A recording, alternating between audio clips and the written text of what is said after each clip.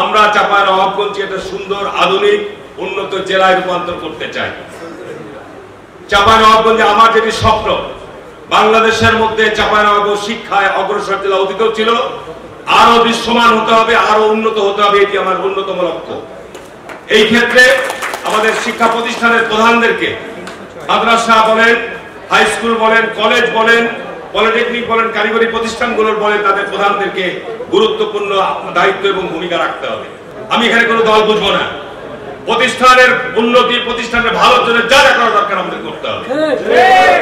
যারা করতে পারবেন না তাদেরকে আমরা চিহ্নিত করব, পরিষ্কার একেবারে স্পষ্ট। এখানে কৃষি আমাদের চাঁপাইনবাবগঞ্জের প্রাণ।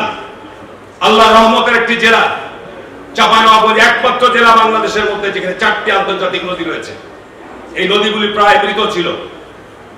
মহানন্দা, পদ্মা, পাগলা, পুনর্ভবা, এই নদীগুলিকে আমরা পুনর্জীবিত করব। এই নদীগুলোকে আমরা জীবিত করব।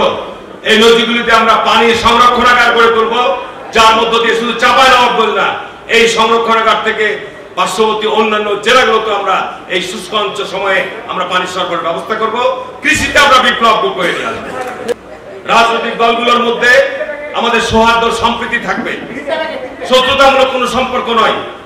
আমরা নির্বাচন আসবে, প্রতিদ্বন্দ্বিতা করব, প্রতিযোগিতা করব। আমরা একে অপরের সাথে আপনার শত্রুতামূলক কোনো আমরা সম্পর্ক স্থাপন করতে চাই না। এরকম পরিস্থিতি পরিবেশ আমরা নবাবগঞ্জে অব্যাহত রাখতে চাই।